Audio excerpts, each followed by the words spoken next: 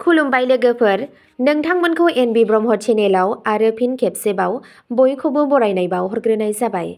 आं दिनै नोंथांमोननि सिगाङाव आरोबाव मोननैसो खौरां लानानै फैबावलायबाय। आसा खालामो नोंथांमोनहा खौरांखौ खोनासंनानै मोजां मोनगोन।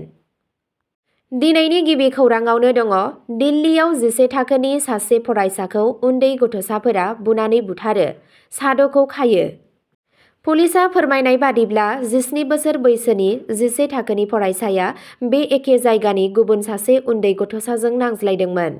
दिल्लीनि त्रिलकपुरीयाव सासे 17 बोसोर बैसोनि फरायसाखौ सेंग्राफोरनि मोनसे हानजाया बुनानै बुथारो। पुलिसआ बुङो दि बिसोर बुथारनायनि केस रेजिस्टार खालामबाय आरो साद' दायनिगिरिफोरा उन्दै बैसोनि आरो जोबथेसालियाव दं। 11 थाखोआव बुनानै बुथारजानाय फरायसाखौ त्रिलकपुरीनि इन्द्रा केम्पनि थागिरि महित होननानै सिनायथिनाय जादों। पुलिस अफिसार अभिषेक धनियाया फोरमायनाय बादिब्ला 5 जानुवारि खालि मोनाबिलिनि 7:25 रिंगायाव लाल बाहादुर शास्त्री देहा फाहामसालिनिफ्राय सासे बेहोश जानाय हौवासाखौ देहायारि गाग्लोबनायनि नेरसोन लानानै फन फैदोंमोन। महितखौ गिबियाव एलबिएस देहा फाहामसालियाव आनजाद नायदोंमोन आरो उनाव गोजौ थाखोनि फाहामथायनि थाखाय गुरु तेग बाहादुर देहा फाहामसालियाव दैथायहरनाय जादों। बिथांनि जखम जानायनि गोब्राबथिनि थाखाय डक्टरफोरा बिथांखौ बिबुंथि होनो हानाय हालोदाव गैया होननानै फोसावदों। फाहामथाय होबाय थानायनि उनावबो बिथांनि हालोदा गाज्रिसिन जालांदों आरो 6 जानुवारि खालि फुंनि 1:15 रिंगायाव जिटिबि देहा फाहामसालियाव पुलिसनो खौरां हरो दि सेंग्राया जोखोम जानायनि जाहोनाव जिउ गोमाबाय। सासे नुगिरिया पुलिसनो फोरमायदों दि महितआ गोबां गाग्लोबग्राफोरजों बेंखनजादोंमोन आरो बिखौ सौदोंमोन आरो जोदोंमोन। पुलिसआ फोरमायनाय बादिब्ला बे गाग्लोबनायाव लोब्बा थानाय गासै 6 उन्दै गथ'साफोरखौ हमनानै लानाय जादों। पस्टमर्टेमनि आनजादआ आद्रा जानानै दं आरो थैनायनि गुबै जाहोननि सायाव जोबथा बिबुंथिखौ मेडिकेल मोनदांथिनि सायाव बिथा खालामनानै थि खालामनाय जागोन। दासान्दि सानजा जिल्ला पुलिसनि हानजाया जाथायनि सायाव नायबिजिरनाया सोलिगासिनो दं। नैथि खौराङाव दङ, टिंखंआव वेल इन्डियानि पाइपलाइन बायनायनि जाहोनाव गामियाव क्रुड थाव गसरदों। डिब्रुगड़ जिल्लानि टिंखं ओनसोलनि हालमारि दिघालिया गामिनि थागिबिफोरा समबारनि मोनायाव वेल इन्डिया लिमिटेडनि क्रुड थाव पाइपलाइन बेरफ्रुनायनि जाहोनाव ओनसोलाव थाव गनायनि जाहोनाव गिखांनाय सोमजिदों। बे जाथाया हरनि 10 रिंगासोआव जायो जेब्ला गामिनि सुबुंफोरा गोबां दावराव खोनानानै न'निफ्राय ओंखारलाङो, नाथाय गाज्रि जानाय पाइपलाइननिफ्राय गोथां थाव गनायखौ नुनो मोनो।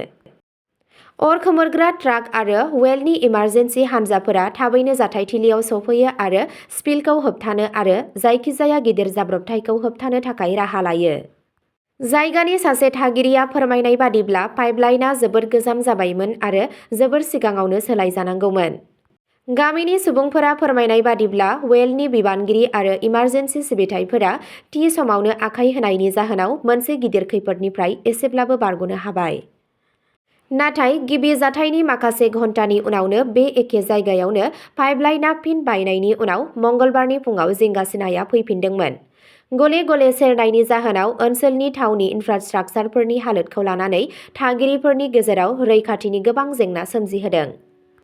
ओनसोलनि सुबुंफोरा गोजाम पाइपलाइनफोरखौ थाबैनो नायसंनो आरो सोलायनो थाखाय खावलायदों, जाहाथे सोलिबाय थानाय नेवसिनायनि जाहोनाव गोबां सुबुं अनजिमा थानाय गामि ओनसोलाव मोनसे गिदिर जाब्रबथाय जानो हागौ होनना सांग्रांथि होदों। थामथि खौराङाव दङ, बांलादेशआव सासे हिन्दु फालांगिरिखौ गुलि गावनानै बुथारदों। बांलादेशआव थानाय हिन्दुफोरनि हेंथायै हिंसायारि जाथाय जानाय गुबुन मोनसे जाथायाव 5 जानुवारि खालि खोला बांलादेशनि जेशोराव सिनाय मोनै गाग्लोबग्राफोरा सासे हिन्दु फालांगिरिखौ गुलि गावनानै बुथारदों होनना खौरां मोननाय जायो। खौरां मोननाय बादिब्ला थैनाय फालांगिरिखौ जेशोरनि केशवपुरनि उपजिल्लानि थागिबि 38 बोसोर बैसोनि राणा प्रताप बैरागी होननानै सिनायथिनाय जादों। पुलिसआ फोरमायनाय बादिब्ला बैरागिया मनिरामपुरनि कपुलिया बाजाराव बरफ बानायग्रा मोनसे फेक्टरि दंमोन। बिथाङा दैनिक बि दि खबर मुंनि गांसे खौरां बिलाइनि मावथ'नाय सुजुगिरिबोमोन। खौरां मोननाय बादिब्ला बे जाथाया 5 जानुवारि समबारखालि मोनाबिलिनि 5:45 रिंगासो समाव जादों। पुलिसआ फोरमायनाय बादिब्ला गंसे मटर साइकेलाव थानाय 3 दुथां सुबुंफोरा बरफनि फेक्टरिनिफ्राय बिथांखौ फन खालामनानै मोनसे गलियाव लानानै थाङो आरो हरखाबनो गुलि गावो। गुलि गावनायनि उनाव बिथाङा गोग्लैयो आरो जायगानि सुबुंफोरा बिथांखौ मदद खालामनायनि सिगां बांद्राय थै गनायनि जाहोनाव थैदों। मनिरामपुर पुलिस थानानि मावख'गिरि राजिउल्ला खानआ फोरमायनाय बादिब्ला गोथै सह'खौ बोखांनो हानाय जादों आरो पस्टमर्टेम आनजादनि थाखाय जेसर जेनेरेल देहा फाहामसालिनि गोथै देहा फाहामसालिसिम दैथायहरनाय जादों।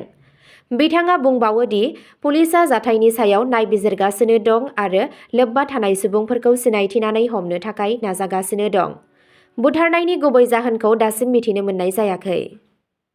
ब्रैथि खौराङाव दङ बिश्वनाथ सारियाली आरो तेजपुरनि गेजेराव एसि इलेक्ट्रिक बास सिबिथायखौ जागायबाय। बिश्वनाथ सारियाली आरो तेजपुरखौ फोनांजाबनो हानाय मोनसे गोदान मोब्लिबारि बास सिबिथायखौ समबाराव मावख'आरि महरै बेखेवनाय जायो। दावबायारिफोरखौ गाहाम गोजोन आरो आबहावानि थाखाय मोजां दावबायनो थाखाय आसाम हादोरसा हान्थामेला निगम (ASTC) नि सिङाव बे सिबिथायखौ जागायनाय जादों। बिश्वनाथ सारियालीआव थानाय अट'मेटेड टेस्टिं स्टेशन (ATS) नि लांगोनायाव खुंनाय मोनसे जर'खा हाबाफारियाव ASTC नि मासिगिरि पल्लव लोचन दास बिथाङा गोबां मानगोनां सुबुंफोरनि नुजाथिनायाव मोब्लिबारि बास सिबिथायखौ बेखेवनानै होयो। गुबुन मोनसे खौराङाव दङ बुरहाटसापुरि वाइल्डलाइफ सेंक्सुरियाव होखारनाय हाबाफारि लानाय जादों। समबारखालि सनितपुर जिल्ला खुंथायआ बुरहाटसापुरि हाग्रामानि सिङाव गोबां बिबांनि बेदखल खालामनायनि हाबाफारि जागायनायनि जाहोनाव दुंहाव थासारि सोमजिदों। फारसेथिं माखासे अजद होजानाय दखल खालामग्राफोरा बे खामानिखौ होबथानो नाजादोंमोन, जायनि जाहोनाव रैखाथि आरो जिल्ला खुंथायनि बिबानगिरिफोरजों गोख्रों दाङाबाजि जायो। सनितपुर जिल्ला खुंथायआ रैखाथि होजानाय हाग्रा हानिफ्राय आयेन बेरेखा थाखुलिफोरखौ बोखारनो थाखाय पुलिस आरो हाग्रा बिफाननि मावफारियाफोरजों लोगोसे 300निबो बांसिन मावफारियाफोरजों लोगोसे 36 एक्सकेभेटर आरो 60 ट्रेक्टरफोरखौ काटिं मेसिनजों लोगोसे थिसनदों। जिल्ला बिबानगिरिफोरा फोरमायनाय बादिब्ला दानसेसो सिगां होखारनायनि नटिस होनाय जादोंमोन, जेराव दखल खालामग्राफोरखौ गोसो जानानै हा लांदां खालामनो खावलायदोंमोन। नाथाय फोसाव बिलाइनि समफारिया जोबलांनायजों आरो हाखौ दासिमबो आवग्रिनानै लानायखाय खुंथायआ 830 हेक्टेयरसो हाखौ दानस्रांनो थाखाय आवगायलाङो। गोबां आबाद मावनाय हाखौ दानस्रांनाय जादों, जायनि जाहोनाव गोबां बिघाफोराव गोसारना थानाय खुमब्रा, फान्थाव, कफि, बेसर आरो गुबुन मैगंफोर बायदि आबादफोरखौ फोजोबस्रांदों। खौरां मोन्नाय बादिब्ला माखासे दखल खालामग्राफोरा ओनसोलाव तैनात पुलिस आरो रैखाथि हान्जाजों दुंहाव बाथ्रा दान्थेलायनाय समाव खौरांगिरिफोरखौ सिगि-सग' खालामनो आरो होखारनो नाजादोंमोन। बे समावनो अपारेशननि बाहागो महरै आरिमारि आरो बाटुलि चार्चआव थानाय गंसे मस्जिदखौ सिफायनाय जायो। थासारिया दसे समनि थाखाय दुंहाव जानानै थादोंमोन, नाथाय जोबनायाव बेखौ सामलायनाय जादों, जायनि थाखाय होखारनायखौ आवगायनो खाबु मोनो। गुबुन मोनसे खौराङाव दङ सानजा दिल्लीयाव सासे सुबुङा बिमा, बिनानाव आरो फंबायखौ बुथारदों। खौरां मोननानै पुलिसनि हान्जाया सुभाष चक ओनसोलनि न'आव सौहैयो, जेराव सिङाव 3 सुबुंनि गोथै सह'खौ मोन्नाय जादों। पुलिसआ समबारखालि फोरमायनाय बादिब्ला सानजा दिल्लीनि लक्ष्मीनगराव थानाय बिसोरनि न'आव बिस गोनां बिफांनि बेगरजों लोगोसे जाग्रा आदार जाहोनानै 25 बोसोर बैसोनि सासे सुबुङा गावनि बिमा, बिनानाव आरो फंबायखौ बुथारदों। दायनिगिरि यशबीर सिंहआ मोनाबिलिनि 5 रिंगासोआव लक्ष्मीनगर पुलिस थानायाव गावखौनो गथायदों आरो पुलिसनो खोन्थादों दि बियो गावनि नखरनि सोद्रोमाफोरखौ बुथारदों। पुलिसआ फोरमायनाय बादिब्ला सिंह बिथाङा बुङो दि बे दायनि गुबै जाहोनानो जादों रांखान्थियारि जेंना। बिथाङा नायबिजिरगिरिफोरखौ फोरमायो दि नखरा रांखान्थियारि जेंनाजों गोबां मोगा-मोगि जानांदों आरो बिथांनि बिफा, जाय सासे ट्राक ड्राइभार, बियो थांनाय 6 दाननिफ्रायनो आलादायै थाबोगासिनो दं। खौरां मोन्नाय बादिब्ला दायनिगिरिया धतुरानि बेगरजों मिथाइ बानायना गावनि 46 बोसोर बैसोनि बिमा कबिता, 24 बोसोर बैसोनि बिनानाव मेघना आरो 14 बोसोर बैसोनि फंबाय मुकुलनो होदोंमोन। बिथांमोनहा बेहस जानायनि उनाव बिथाङा बिथांमोनखौ बुथारो आरो उनाव गावखौनो पुलिसनि आखायाव गथायो। पुलिसआ बुङो दि जाथायनि समाव दायनिगिरिनि बिसिया न'आव गैयामोन आरो बिनि लोब्बा दंब्ला बेनि सायाव नायबिजिरनाया सोलिगासिनो दं। एफआइआर होनाय जादों आरो जाथायनि फारिखौ फोरमान खालामनो आरो गोबां फोरमान बुथुमनो थाखाय गोबां हानजाफोर दानाय जादों। जोबथा खौराङाव दङ आसामनि मणिपुरनि सुबुंफोरा मरान, मटक आरो कच राजबंशी बायदि गावखुंथायारि गौथुम बिदों। समबाराव मणिपुरी सुबुं माहारिया सिलचराव गावसोरनि थाखाय गावखुंथायारि गौथुम दाबिनानै मोनसे गिदिर हानजा सुरफुङो।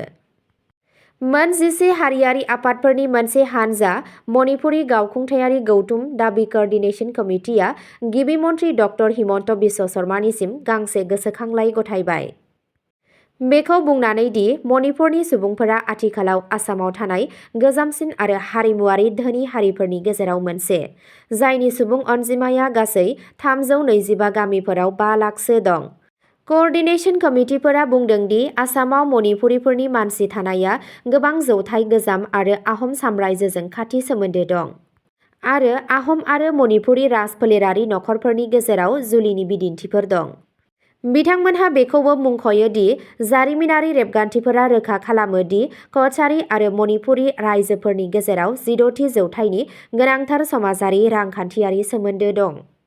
बेफोर जारिमिनारि रायखांनायफोरखौ नोजोर होनानै आफादगिरि के. शान्ति कुमार सिंह, रमाकान्त सिंह, मावफुं आफादगिरि आरो कोअर्डिनेशन कमिटिनि सामलायगिरि सिंहाजित सिंहआ गिबि मन्थ्रिखौ आसामनि मणिपुरी गावखुंथायारि गौथुम दानायनि हाबाफारिखौ जागायनो थाखाय खावलायो, जेराव बेखौ मरान मटक आरो क'च राजबंशी हारिनि थाखाय गायसनजानाय आफादफोरनो होनाय बादि थोजासे आयेन आरो मावफुं गोहो होनाय जायो।